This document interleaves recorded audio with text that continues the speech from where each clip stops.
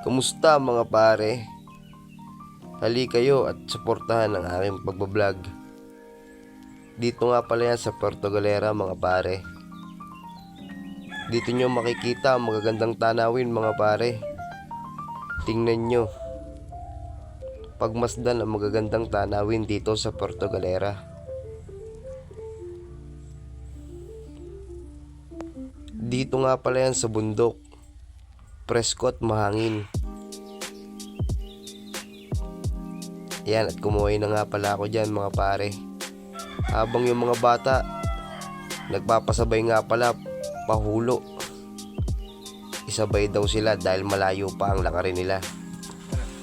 Pinakita ko nga pala dito mga pare ang paninda kong pugita.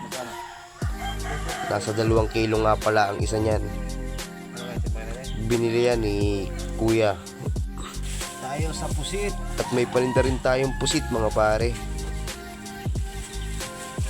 Diyan ay 200 lang pala ang kilo niyan pare. Kaso may kamahalan pa. Pero makakaasa kayong sariwang-sariwa ang aking paninda. Pinakalan ko na nga pala dyan si kuya.